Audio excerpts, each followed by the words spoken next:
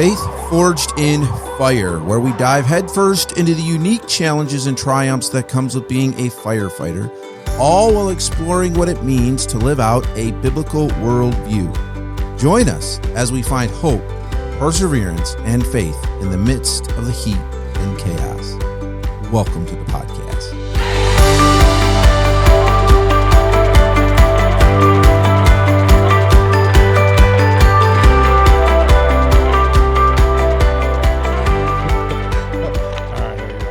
Well, welcome back. Thank you so much for joining us in another fabulous episode of Faith Forged in Fire, where we embrace the fires that forge our character. Man, I'm telling you. Damn. Remember when I couldn't get this when we first started that? I was fumbling around. Now That's why we gave him a month off so he could practice it. Exactly. I was like clockwork now. You know, I got it all down now. So digital or what's that? Digital clock? Analog clock. And by the way, for anybody who didn't watch last time, we got Rescue Rick instead of Jake for the month. Jake was not able to join us this month. He's got some things going on at home. He's doing some. Is he coaching T-ball? I think he is. Yeah, I'm pretty sure that's what he said. Oh, so he's coaching. If we cared enough to actually fully pay attention to the text. Yeah, he said something about his kids and said about his sports. Little guy. Yeah, so Jake is coaching probably as we speak right now. He's coaching his little one in T-ball. So not as you are listening, but as we speak. Well, as we are speaking right now, not as you're listening, as we are speaking right now. You're right. So, but no, Jake, we miss you, buddy, and we look forward to having you back next month.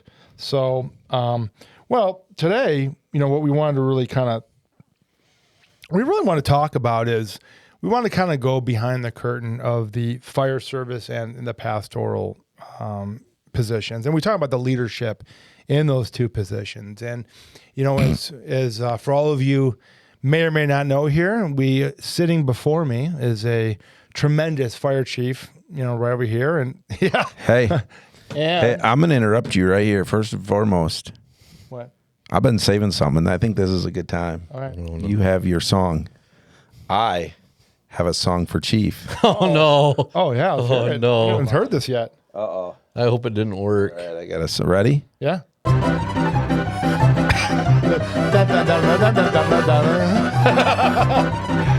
Oh, no. Is that how it feels?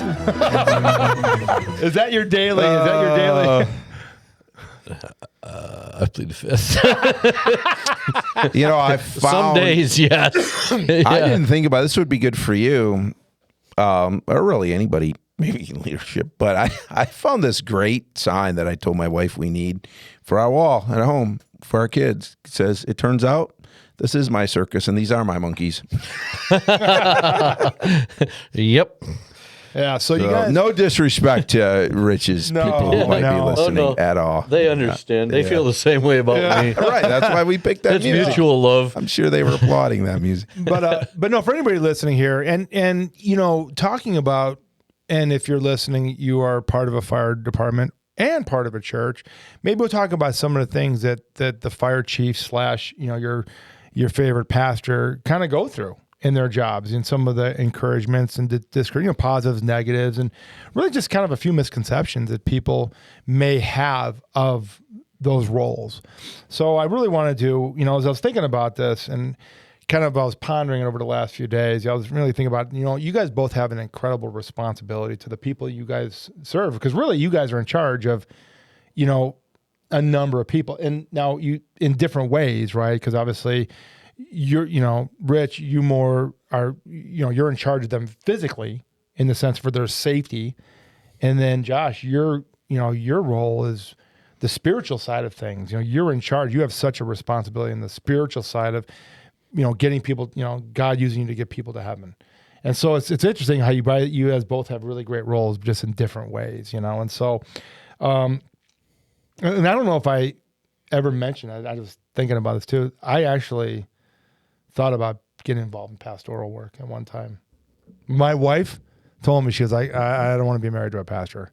And nothing against it. I'm not a pastor's wife kind of thing, because I know she knows the responsibility that comes with it. But I've actually looked into, and I would love, now not be a main pastor, but like an associate person, or someone like a side, like a kids Janitor. Ministry, whatever. Yeah, did I ever tell you about that? Can you imagine being the senior pastor with this guy? I know. Like, I would you would have to lock lock him in his office. from the outside. And block his phone number. Oh, but you know what? We'd have so much fun though. We would. We'd have a good time. Yeah, we You know, would. people would laugh. would. They'd love it. But no, I really did. So I really admire the pastoral role in the sense that I would love. I thought about doing that one time myself, but I really want to. I guess I want to. Well, Josh, I'm going to talk to you first. Uh-oh. Yeah. Hey, can I break in real quick? Yeah. Yeah. A live update. Oh, perfect. Yeah. I asked Jake. Send that. I was actually going to have I him asked send Jake, you one. are you coaching T-ball or playing? And he said spectating and cheerleading. I would suspect that soon Jake will be sending us a picture in his cheerleading outfit. Nice. He better be. That's awesome. Otherwise, I will make one and put it up. But anyways, yeah. So we appreciate that Jake has taken that time to with his family. So go ahead. Well, you know, I wanted to talk, and again, as we're saying, we're talking about like kind of like the positive, negatives of the job. Really, the first thing I just really want to ask you, like, what do you love about, and really what the encouragement you get out of being a pastor? Like, what are your loves? I mean, obviously, I would assume shepherding people. Yeah. Right. But like, even like what brought you into ministry in the sense that drew you that direct? I don't know if we have time for all that. Well, I mean, generally, you know, basically.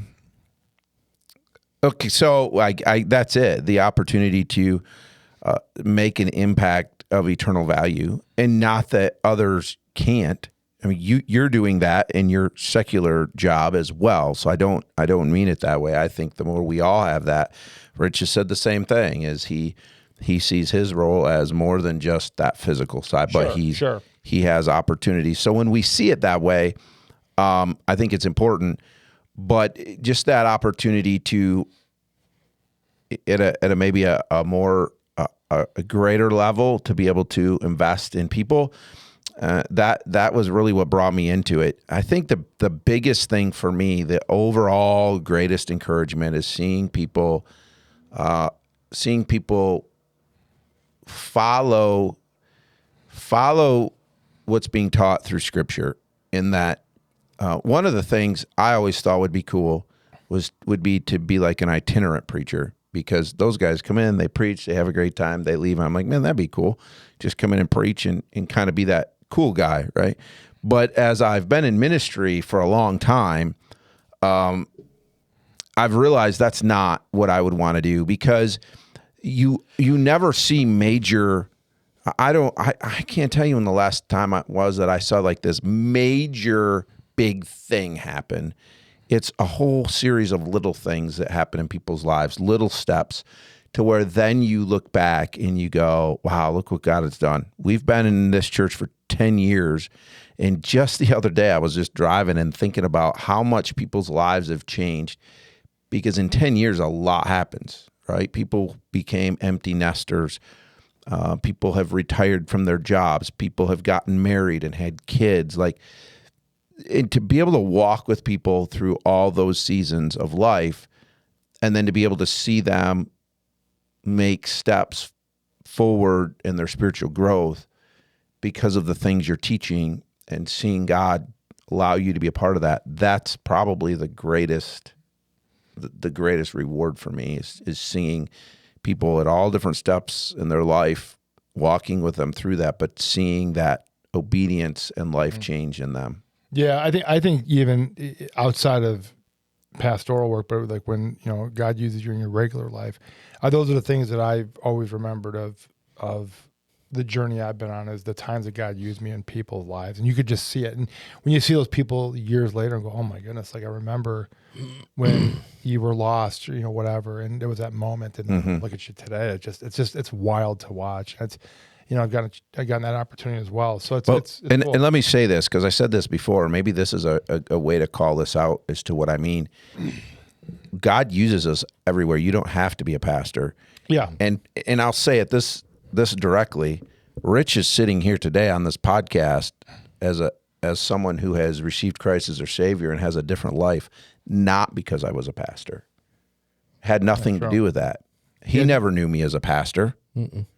But he's here today. But he knew you were a pastor, but he didn't. Yeah, but that didn't matter. Right, yeah. He's here today because I was a firefighter. I was involved in my community, and I love Jesus, and I wanted other people to love Jesus. Yep, Right. He came to me as a friend first. Right, right. Yeah. And that's how he got the respect. Otherwise, I'd have just been, Yeah, get out of here. I would have to assume, and this is an assumption, that as a pastor of a church, when you're in the church, generally the people that are sitting there are already people that are believers in Christ, and you're just helping shepherd them. Right. Generally. Generally, I mean, obviously not in every case, but I mean, generally. So the real pastoral work, in a sense, goes outside of the walls of the church, where you're dealing with. Well, I mean, the pastoral work happens inside the walls. I guess what I meant. I'm sorry, I didn't mean it that way. I phrased that wrong.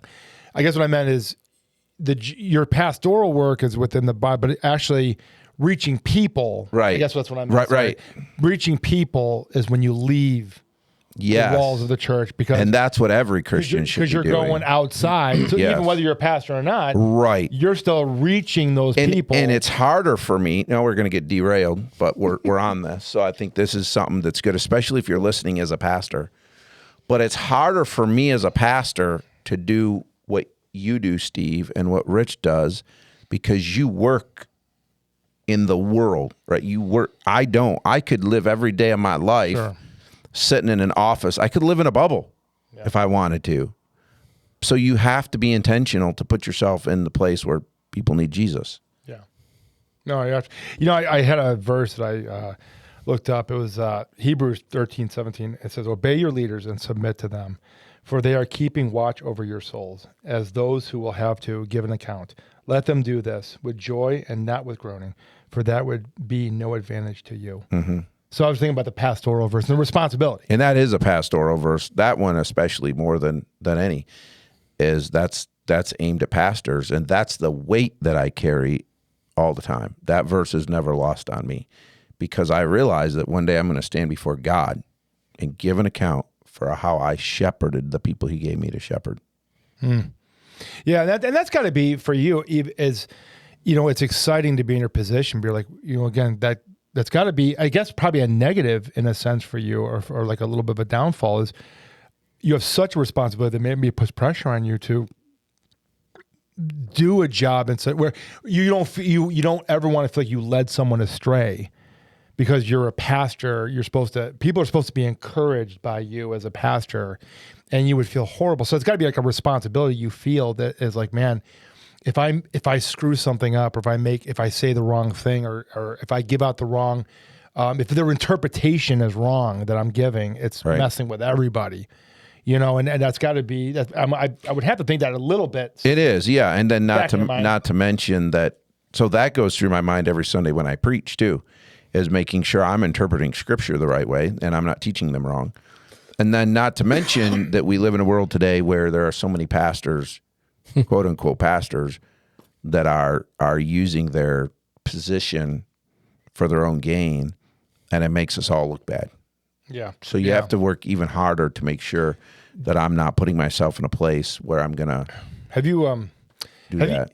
Talking about that, and I guess it would go in the same thing of like, fire guys that are, not doing their job or making the job look bad. Have you ever like called out another pastor, like, "Hey man, I don't know if you're preaching the right thing over here. I think you're misinterpreting that," or no, hardly, because maybe in a private conversation of just when we're talking about scripture, I might say, "Well, I don't agree with that." But there's a couple of reasons. One being that, thankfully, the guys I'm closer with, overall, there's not like this major thing that I have to call them out, and I'm not going to run around and do that. That's not my responsibility.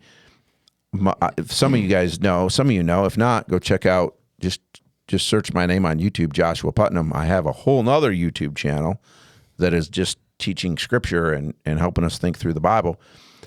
And I intentionally on there if I call somebody out, in a sense, if I'm exposing what they're doing, I always reflect it back on me as to how does this impact me?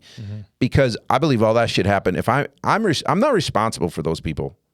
Yeah, I'm responsible for my local church. Sure. And they don't answer to you. And they don't answer to me. Mm-hmm. They answer to God. I'm responsible for my people. That's true. If I'm teaching them right, then they're going to know how to respond to that person. And I might call that person out to my people in that, hey, be careful. This person is not teaching the right things. It's not my responsibility to run around and police the whole Christian world. Well, and you've done that. I've found some things on YouTube that I've really liked, and I'll like, hey, do you like so and so? And you're like, yeah, I'm just really cautious when I watch that. And I go like, okay, the guy's all fluff, or whatever, and it's energetic. It's what people are looking for is the upbeat, make you feel good about yourself kind of deal. And PJ will go like, yeah, I kind of steer away from him, and I go, whoop, next. That's good though. And so but Rich is my responsibility, right? He's part of my flock. Yeah, no, that's really good, and that's a good answer. I appreciate that because I was thinking about that with some of those, and I look at some of those like prosperity people, and I'm thinking, man, do they ever just like, do people ever go, dude, what are you doing? Like what, and you know what I mean? Like, like, what are you doing? Like, look at how many people follow you, and the crap that comes out of your mouth, and it's all about making, having riches here on earth and all these things you talk about. It's like you barely even hear Jesus coming out of their mouth, and it's all about. You mean if I make that $500 donation, I don't? I know. Don't go to heaven, money, baby. I know. I've watched some stuff. If you're gonna send some seed money, send it to the FFIF podcast, man. I've always, what's always funny to me. This is just talking about this. The one thing that I've always gotten to me is the pastor that drives up to the church in the BMW. You know what I mean? It's like, that's not really a good look, when you're rolling. Well, so funny story. Our associate pastor, who, by the way, we're a small church, so it's not like this guy was getting paid buco bucks. He is a deal. He is a deal hunter, and he found a BMW that was like, I think it had been wrecked, so it had a salvage title. He bought that thing. And I hassled him every time. Like, we just got a good laugh out of it. He bought it to sell. He ended up getting rid of it. But we let him. We rode him good because of that. Like, but on the other hand, I'll say this as a pastor, and I feel like this has turned more into a what's it like being a pastor than a leadership thing. But I think that's not fair either, in a sense, to say that I get what you're saying, Steve, and I probably would not own a BMW from that thought. Like, if there's a BMW sitting out here, then even people going by in town are gonna be like, well, that pastor.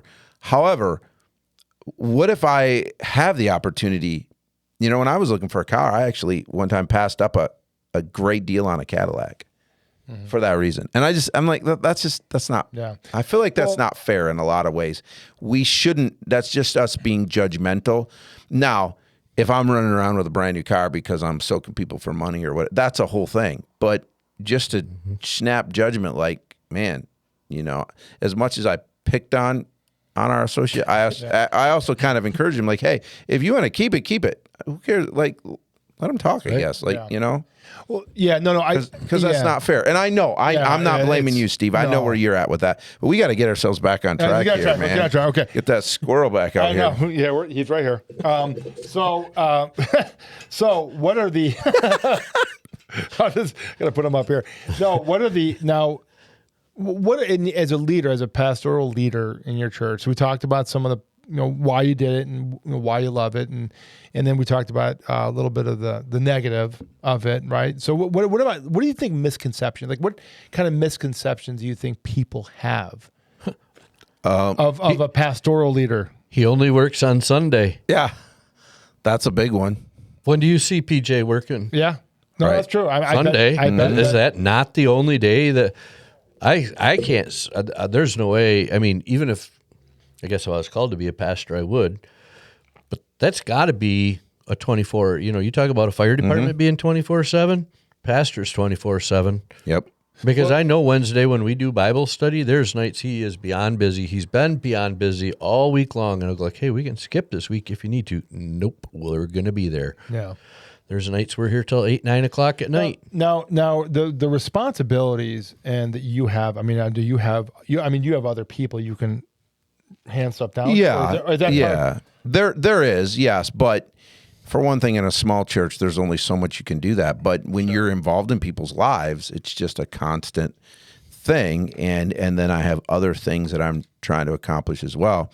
But I think for me, if we go back to your question, Steve, on the misconceptions, I would say one of the biggest misconceptions that I've found, and I think Rich would say is the same for him, maybe maybe not the biggest, but one of the misconceptions, we'll say, is I find that people think as pastors we're making decisions just because, and we don't really put thought into it. Like the music that we're playing, whatever we're preaching and teaching, the things we're doing in church is just because it's what we want to do, or because we found this cool new idea that we're chasing. And there are some pastors that are that way, but most pastors, we put a lot of prayer and thought, and even, what we do in our church is because we've prayed about it, we've thought about it, we've talked about it, and that's the beauty of having an associate pastor, because we can talk about this stuff. We talk about it with our wives. Like, we wrestle through this stuff and then go, okay, I think this is the best thing we need to do. Yeah. We might have been talking about this for 6 months, a year, 2 years before we ever do it, and people just think, oh, they're just winging this stuff.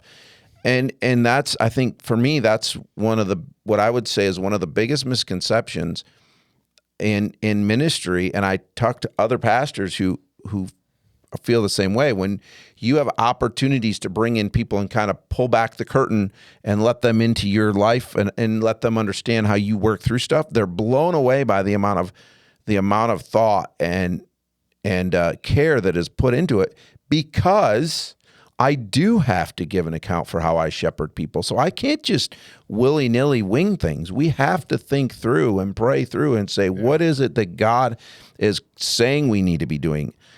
We say this, we all have a boss. Yeah.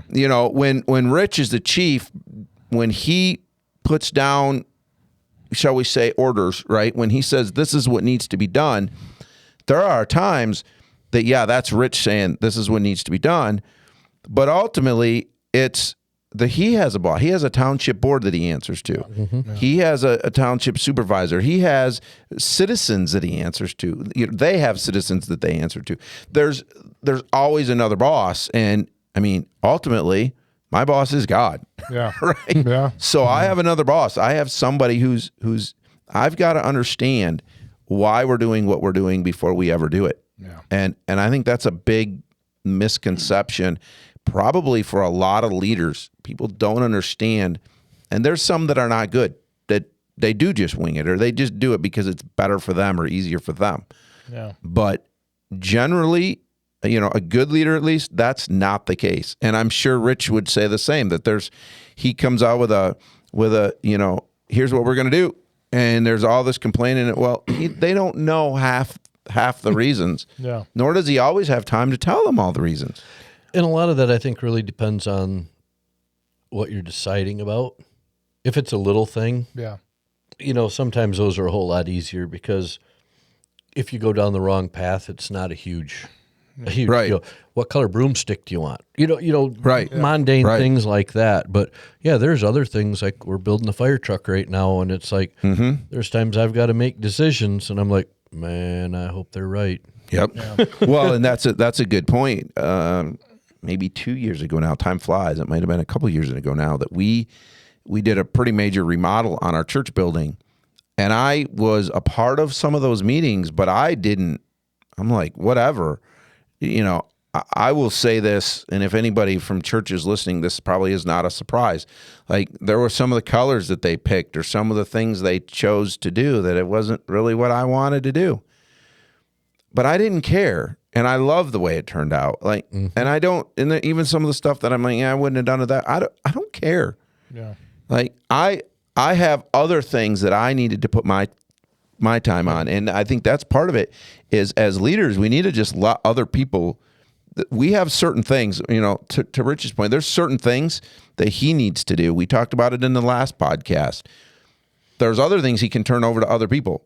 Right. Let him run with it, and then just be okay with what happens. And that's, like you're saying, that can kind of be difficult, because even though you're going to pass the buck off to somebody else to do it, you still kind of have expectations. Well, it's got to get done right. And you've got to, because they look to you. But, like, we'll pick the color that the church got painted.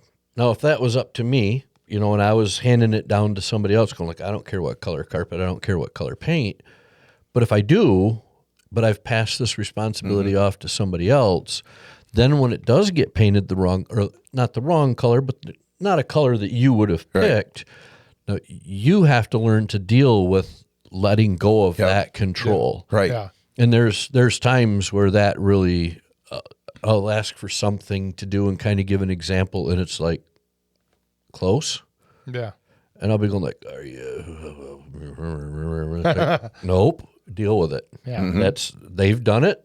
That's what we're doing, and just go with it. Yeah, and again, is it a life or death thing? No, it's just more. It's a small annoying thing that whatever. And but again, you're delegating that where you're not always in charge of every little thing that happens, which is nice. So let's get over to Rich really quick because I don't know what our timer says. I can't see the timer anymore. We're out of time. Have a good night. Almost out of time. Are we really? We're getting there, yeah. Really quick. So, Rich, I had a verse I found for you in Philippians 2:4. Not looking to your own interest, but each of you to the interest of the others. And I thought about that for you because you're in leadership over a crew of firefighters. And, you have to see their interests as well. It's not just about you, it's about their interests. So I thought about that. So in leadership as a fire chief, what are again, I'm going to ask the same question. Like, what are some of the positives, some of the things that are the encouragements for you about leading people at a firehouse? Some of the positives? Yeah. Like some of the, like as a leader of that I've got, and I hate to term it this way, that I have 19 people below me. That's how the average person would word that. I would rather say I have 19 people beside me. Yeah. And I will say, whether they agree or not, because Rich threw in on this for me, so I've got some things I'll throw in on his. And one of them is, whether they believe it or not, I see Rich's heart because I'm his friend and we have a lot of conversations about this. He truly means that. Right? Like if they were to just step up and take ownership and go, generally, like as long as it's within the boundaries of what needs to happen, he's literally just like, yeah, let's do it. Right. So yeah, for me, one of the things that I really love is that the 18 or 19 people that are on the team make me look like a great. Yeah. Because I it's like the Lions.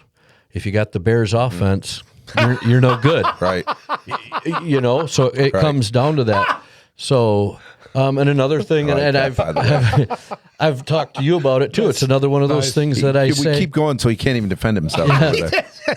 Yeah, that's Notre Dame. That's no defense. Oh, wow. But like a lot of times when I talk about the team, I'll call them my kids. And, and it's like, I got one guy in the fire department older than me. I got some people that are only 10 years younger than me, and I've got some that are, I don't even want to do the math, how younger they are than scary. me. Yeah. But when I call them my kids, that's like the responsibility that I feel. I want to be the person that, everybody has that. I've worked under 3 different chiefs. I've learned something from every one of them. Yeah.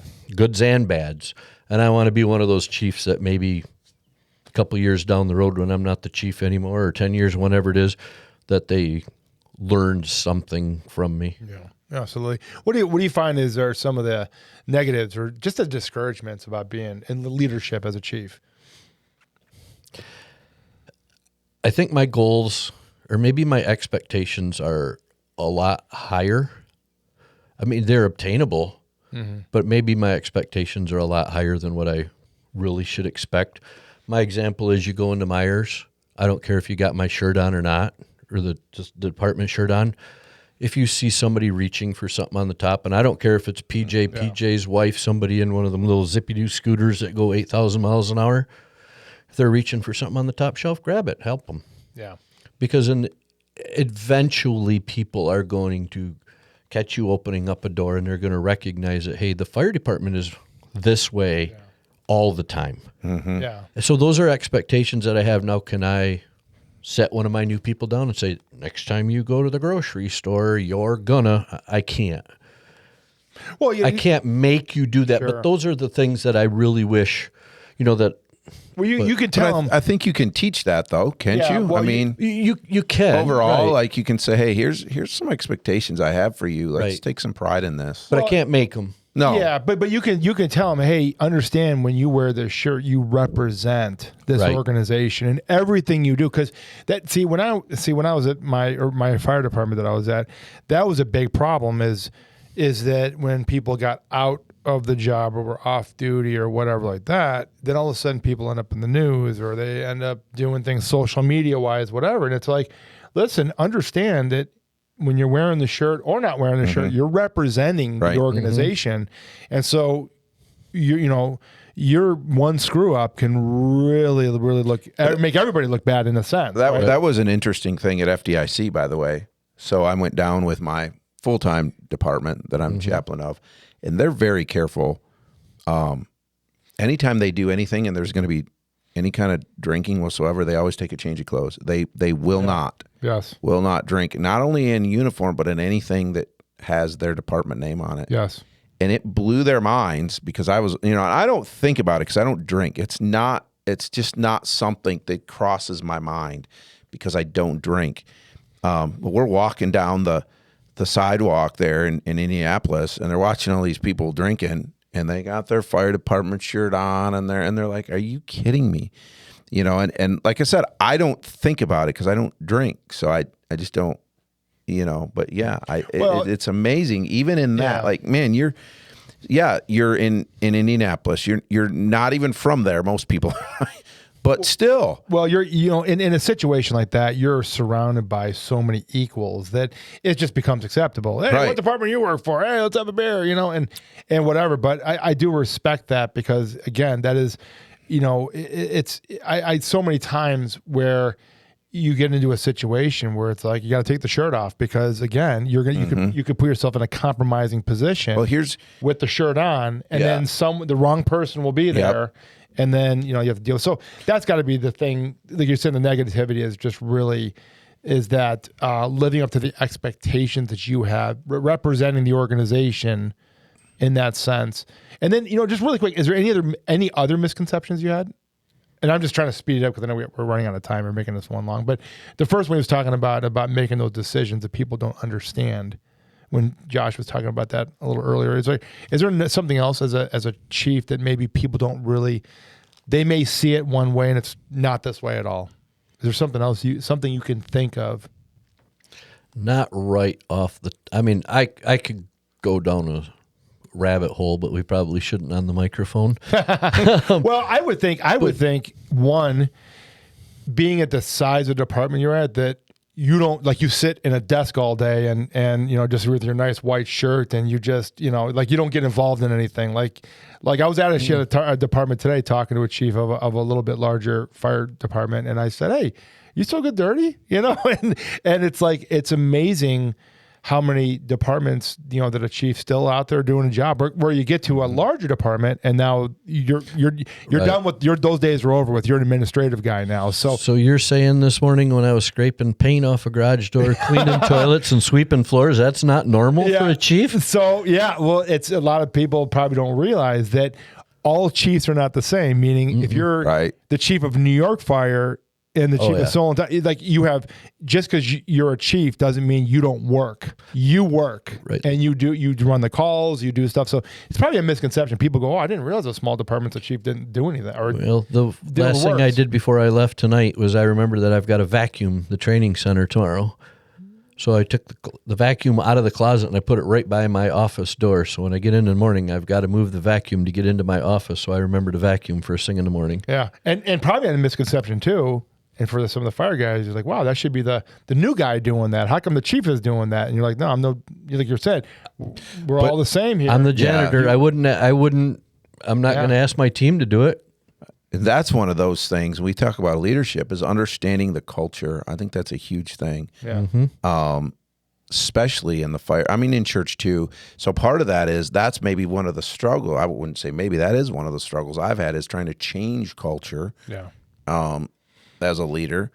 But the other side is, we understand, Rich and I understand that previously there was someone who came in as a chief who came from one of those departments. And I'm not going to say the chief didn't do anything because they do. Mm-hmm. It's just different. There's a lot more of the administrative things. And then they're just automatically command when they get on scene. That's it. Right. And in fact, some of the things I saw him do that frustrated me, and we got along fine, by the way. It's just I'm wired a little different than everybody else, but it did frustrate me. Then I go to my department where I am, the full time, and I ride with the battalion chief there, and I realized like, oh, that's why he did that. But he didn't know any different. And he wasn't on that. He was on a different department. Right. A little thing like, if Rich pulled up to a scene and never got out of his car and just rolled the window down and expected you to come over to him and talk to him, right? His 18, 19 people would be offended by that. Like, I couldn't do it. Right? Nor could he do it. But in bigger departments, that's what because that also then where they're at. Like they're not needed to do. They're needed to stay there with their computer and do their job. Yeah. Right. But just understanding that as I think as leaders, understanding the culture. You talk about misconceptions. Ask in a respectful way. Ask why. Why are you doing what you're? Why has that decision been made? Why do you do it this way in a respectful way? Because it comes back to that misconception of we just do things to do things. If Rich is sitting in his car on calls or whatever it may be, maybe he's got a good reason for that. Yeah.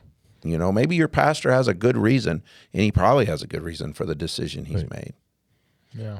Well, gentlemen, thank you so much. I know we got a little off topic here. Forgive me on that, but I thank you. It was probably interesing to people, though. I think that was probably a good. Well, I'm glad we're able to do that, and no, it's really just nice hearing about with you guys. I'm always fascinated about what you guys do and the jobs you guys carry. Let me make this cliche as we end this thing. I was thinking about just the weight, right? You asked me kind of about what is the weight that I carry. And in kind of a cliche way, but my goal is, as I shepherd people, is to keep them safe, right? Yeah. My goal is that they go home safe. It just happens that home is eternity. Yeah, safe. And he's got the same weight, right? We carry it. And that's the thing is this isn't managing a department store kind of thing. Right. We both carry a weight that a missed decision can be a big deal. Yeah, right. Bad decision or whatever like that, a miscue. Yeah, normally the easy decisions I only lose sleep one night on, but the tougher ones could be weeks. Especially if something happens, like someone gets hurt or whatever. Then on top of it, you're like, oh my goodness. But so yeah, you carry a lot of weight as well. That's where you have such an incredible responsibility for the job you do because when people don't realize that, it's like as a fire chief. You have not only a department to run, but you have the safety of the members to worry about. You want to make sure you need to let all those husbands and wives at home know I'm going to make sure your spouse comes home tonight. Mm-hmm. Don't worry about that. I got it under control. I'm keeping my eyes on stuff, and they're entrusting you to do that, right? And so, and I'm feeling more and more pressure the more he talks. Now. I know. I better stop.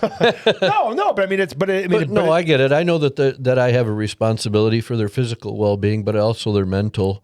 Yeah, that's mental why as well. Yeah, there's some new things going to start changing here in the next month or so, and the mental health aspect is going to start being a lot more predominant at the station. Mm. Well, we can keep going. We have to get another show here, but we'll land this plane so people are starting to nod off, a little bit. We're going a little too long. Which actually, I was told by somebody the other day, someone that's listened to our podcast before, someone I ran into, and they go, I kind of like your shows because they're half an hour, 40 minutes, just good enough, And so I actually got that over the weekend. It was cool. Kind of like when he used to stop by the office. Yeah. What was it? About an hour and a half I'd be there? Yeah. He'd have liked you a lot better if you'd only been there about half hour, 40 minutes. Yeah, I wasn't taking the cues at all. He kept trying to get me out of there. I was wondering why. Yeah. No, thank you again for joining us, guys. Thank you so much for your answers. And if you have, if you have any questions, you have any concerns, anything you want to talk about, just give us a little email, ffifpodcast@gmail.com and let us know what's on your mind. You need some prayer. I told you, first person to do it. Wait, they might have. I was waiting for him to pull this. You said it, he did this last week. I know, got I away. did, but who knows? You know, We'll do it again, and then you could just give out 2 bags of coffee. well, You got to wait at least till next month, right? I'll wait till next month. You're right. Thank you. Because we don't know. Thank you for catching me. Hey, that's good. I was waiting. I would have let Did him that go. last- Hey. Jake would have died laughing. He would have been going like, "Oh, sales are up." 4 bags of coffee a month. Hey. Steve was buying. that that was great leadership on your part. Thank you very much for watching out for me. We're used to keeping track of the monkeys, aren't we? I know. I'm like a little kid here at the station. You know, they just they got to watch me wherever I go. So definitely reach out to us. Also, make sure you like anything when you're watching your favorite podcast. Like it. Let us know what you think. Follow it, and be maybe sure to share it along with somebody that needs to hear it and hear the gospel. And also, we want to thank Jake, who's not here. But we want to just make sure that you go over to redflannelcoffeeco.com. Rescue Randy. And what is it, PJ30? PJ30 is the code. You get 30% off your very first purchase. No. I think it was your first. All. Is it all? Jake has expanded that now. Oh, I'm sorry. I was wrong. It's just only coffee because we never talk about this. There is FFIF merch over there. Some swag. And remember, everything just helps out the podcast. We do not make any money off this. We do this we just feel led by God to do this. And so we don't get paid here. We just we get paid by each other's company. And our stickers are like the Maltese cross shapes on there, aren't they? So buy a couple of those, slap them on your favorite cop car. Yes. Put them on the windshield, baby. And by the way, as soon as we get a little bit more cash, because those stickers aren't free, got 3-4 more stickers in the hopper getting ready to be made. Oh, There's a lot of room on cop Shirts cars. we want to make. So start buying. So we got some. It all just gets turned back over into the podcast. It does. All of it goes to the podcast. So, well, hey, thank you so much. You guys take care. We'll look forward to seeing you next week. Have a good one. Bye-bye. Bye.